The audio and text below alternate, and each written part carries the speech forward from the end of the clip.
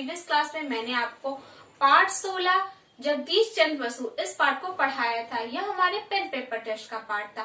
आज का पार्ट है हमारा पार्ट 18 फांसी का फंदा और झरने सी हंसी। तो स्टूडेंट्स, यह पार्ट भी हमारा पेन पेपर टेस्ट का ही पार्ट है। इस पार्ट में एक ऐतिहासिक प्रसंग दिया गया है और यह प्रसंग है खुदीराम बोस का। इनका जन्म 3 दिसंबर 1889 को हुआ था और इनकी मृत्यु 19 अगस्त 1908 को हुई थी।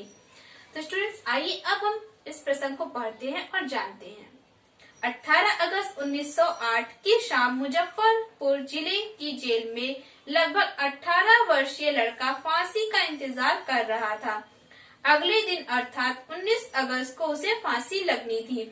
जेल के डिप्टी जेलर को उससे बहुत हमदर्दी थी। वह वार्डन के साथ आया और बोला, बेटे यह कुछ आम तुम्हारे लिए लाया हूँ, बहुत मीठे हैं, इन्हें चूस लेना। वार्डन ने आम रख दिए, वे दोनों चले गए। तो स्टूडेंट्स, यह घटना मुजफ्फरपुर जिले के जेल की है।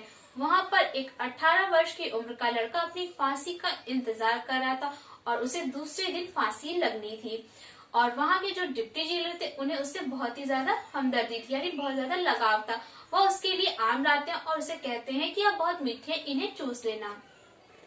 19 अगस्त 1908 को सुबह 3 बजे ही वह लड़का फांसी पर जाने के लिए नहा धोकर तैयार था। वह अपनी उंगलियों से बाल इस तरह संवार रहा था मानो शादी के लिए दूल्हे साहब सज रहे हो। वह हल्के हल्के कोई राष्ट्रगीत भी गुनगुना रहा था। तभी डिप्टी जेलर आया। बेटे तैयार हो? हाँ बाबा, लड़के ने मगन मन से जवाब दिया। डिप्टी जेलर की नजर आमों पर पड़ी। वे ज्यों के त्यों रखे हुए थे। बेटे तुमने आम नहीं खाए? तो स्टूडेंट्स, नेक्स्ट डे यानी 19 अगस्त को सुबह के समय वह बच्चा नहा धोकर तैयार हो जाता है और अपने हाथों से अपने बालों को संवार रहा था। जिस प्रकार कोई दूल्हा शादी में जाने के लिए तैयार होता है, उस प्रकार वह तैयार हो रहे थे, जबकि उन्हें फांसी लगनी थी। और वह तैयार होते वक्त कुछ गुनगुना रहे थे, यानी कोई राष्ट्रगीत गुनगुना रहे थे। तब भी डिप्टी जेलर आते हैं और पूछते हैं, क्या तुम तैयार हो? तो वो कहते हैं, हाँ मैं तैयार हूँ। तभी उनकी नजर आमों पर पड़ती है और वैसे के वैसे ही रखे थे जैसा वह छोड़ कर गए थे। मौत के डर के सामने आम खाने की किसे सूझती है बाबा?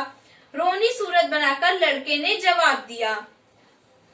तो स्टूडेंट्स, जब वह डिप्टी जेलर उनसे पूछते हैं कि तुमने आम नहीं खाए, तब वह कहते हैं, मौत के डर के सामने आम खाने की किसे सूझती है?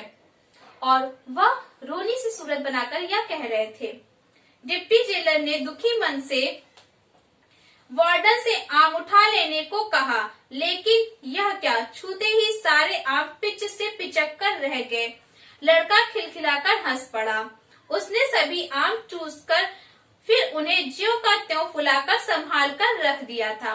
डिप्टी जेलर वार्डन से कहते हैं कि आम उठा लीजिए। जब वह उसने उठाने चलती है तो वह पिचक जाते हैं, क्योंकि खुदीराम बोस ने उन आमों को चूसकर उन्हें फुलाकर रख दिया था। और जैसे वह पिचक जाते हैं तो यह देखकर खुदीराम बोस हंसने लगते हैं। फांसी पर जाते समय भी लड़के की यह निडरता, यह मजाक का साहस और झरने सी कलकल करती हंसी। डिप्टी जेलर ठगा सा मुंह बाय देखता रह गया, फिर फफक कर रो पड़ा। यह लड़का कोई और नहीं, अमर शहीद खुदीराम बोस थे। तो स्टूडेंट्स, मरने के समय भी बच्चे की इस निडरता, इस साहस, इस मजाक करने के साहस को देखकर जो डिप्टी जेलर रहते हैं वह बहुत ही भावुक हो जाते हैं और वह रोने लगते हैं। स्टूडेंट्स, यहाँ पर जिस बालक की बात की गई है उनका नाम था खुदीराम बोस। वह एक अमर शहीद क्रांतिकारी थे। फ्रेंड्स, ये थे खुदीराम बोस। आपने इस प्रसंग को पढ़ लिया। इसको पढ़ने से आपको समझ में आ गया होगा कि वह कितने साहसी और निडर बालक थे और उन्होंने स्वतंत्रता प्राप्त कराने में बहुत योगदान दिया था। वह भी एक स्वतंत्रता सेनानी थे। तो स्टूडेंट्स, पाठ को पढ़ने के बाद अब आते हैं हम क्लास वर्क में। तो स्टूडेंट्स, आपको अपनी क्लास वर्क की कॉपी में सबसे पहले डेट मेंशन करना है, देन पाठ का नंबर और नाम राइट करना है। तो पाठ 18 फांसी का फंदा और झरने सी हंसी। देन आपको सारांश राइट करना है। यह एक ऐतिहासिक घटना है जो अमर शहीद खुदीराम बोस के जीवन से जुड़ी है। इस घटना में उस समय का वर्णन है जब खुदीराम बोस ने मृत्यु के समय अपनी खिलखिलाहट भरी हंसी से डिप्टी जेलर को द्रवित कर दिया था। तो स्टूडेंट्स, यह है आपका सारांश। इसे आपको अपनी क्लास वर्क की कॉपी में नीट एंड क्लीन हैंडराइटिंग में राइट करना है। तो स्टूडेंट्स, सारांश को जानने के बाद अब आते हैं शब्दार्थ पर। तो आपको अपनी क्लास वर्क की कॉपी में नेक्स्ट पेज पर राइट करना है कठिन शब्दार्थ। देन उसके बाद आपकी बुक में पेज नंबर 104 पर जो शब्दार्थ दिए गए उन्हें आपको राइट करना है। आपका पहला शब्दार्थ है इंतजार। इसका अर्थ होता है प्रतीक्षा।